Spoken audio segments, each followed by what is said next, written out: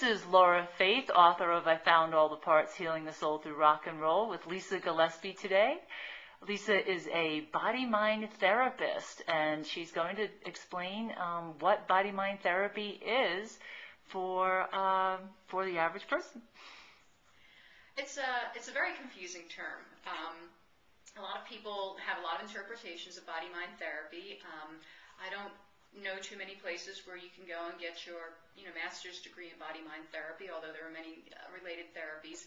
I started out as a massage therapist and studying nutrition, and I realized that a lot of things that were going on with my clients really couldn't be adequately addressed only from a mechanical level, meaning I was studying a lot of different techniques of doing massage therapy. I knew sports massage techniques, myofascial release, trigger point therapy, deep tissue massage. There are many, many different kinds of massage that you can be studying, as well as craniosacral work and related subtle body therapies.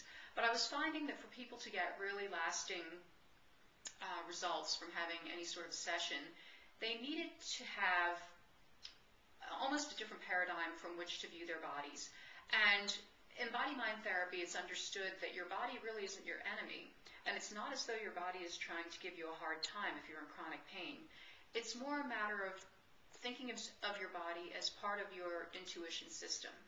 So, for example, everyone has intuition, though a lot of people don't really know how to acknowledge that.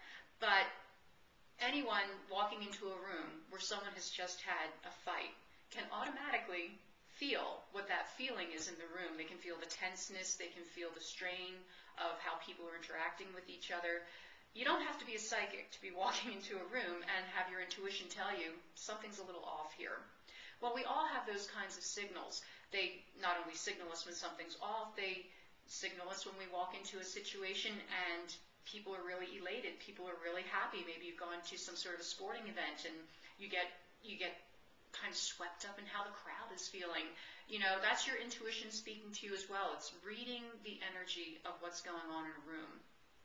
In body-mind therapy, we realize that you might be starting out with some sort of a feeling that maybe feels off, but you're not really acknowledging it.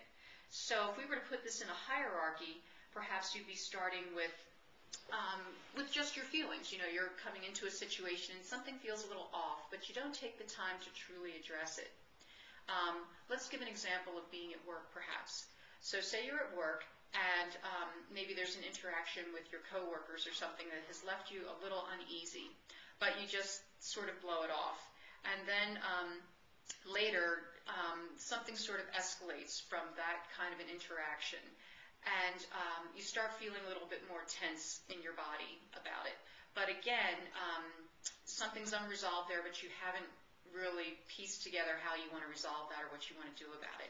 So then you go home, and the next way that your intuition might talk to you is this thing with your coworkers might be still coming up in your mind, but you don't really want to consciously deal with it, so you go into some sort of numbing behavior. Maybe the numbing behavior is eating too much, maybe it's eating junk food in front of the TV, maybe it's drinking a little too much wine. People have different types of numbing behavior, but again, it's trying to keep their intuitive awareness down, although they have no awareness that that's what they're doing.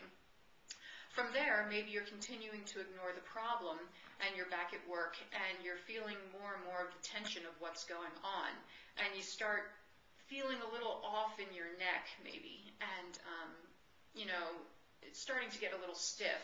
And again, you don't really know what's going on, so you're not consciously addressing it, and as time goes by, those neck problems kind of transfer down to your hands, and suddenly you're feeling a little carpal tunnel syndrome happening, you're feeling a little numbness in your arms, and then it sort of gradually settles more and more into your physical body. The things that had started off as being sort of a feeling of unease or a feeling of numbness, you're not taking the time to sit there and say, what is really bothering me? And how is it that I want to address this thing that's really bothering me? We haven't really been taught in our culture to do that. So these things settle more and more profoundly into the different layers of our being. And suddenly people have physical problems. Now, I'm giving you a Cliff Note version here. Certainly there are many factors that go into this. This is a very simplified version.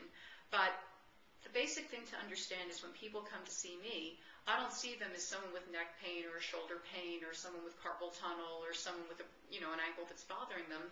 I see them from the perspective of, oh, your body's trying to tell you something, and for whatever reason, it hasn't been the right time to deal with it. So, maybe we can just address that right now. Now, I'll do stuff that will soothe them on a physical level. I will do massage, I will do myofascial release, we'll do cranial unwinding. Sometimes we'll do subtle body therapy, such as fluorescent therapy or homeopathy. But largely what has to happen is it's just me sort of gently questioning what might be going on, sort of finding what my intuitive signals are. There are other methods that I employ that sometimes help us get to the bottom of something. And then, instead of it being this horrible, scary thing that no one could deal with, it's sort of like, oh, is that what was going on? And then we talk about different options. Well, we can deal with this in different ways. And it turns out to be a very empowering thing, because when people realize, oh, wow, I had sort of really let this thing get to me. I've really let it permeate my being, and I really didn't have to do that. Now I understand there are some things I can do to address these kinds of situations. And generally speaking, the kind of situation that has triggered this sort of condition is not isolated.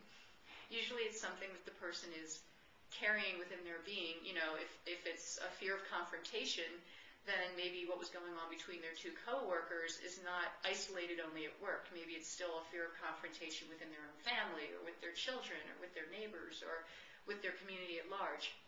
So being able to pinpoint these things helps people find their alignment. Some would say heal, but I like to think of it as finding your alignment in all other areas of your life. And so it can be a very, very powerful experience.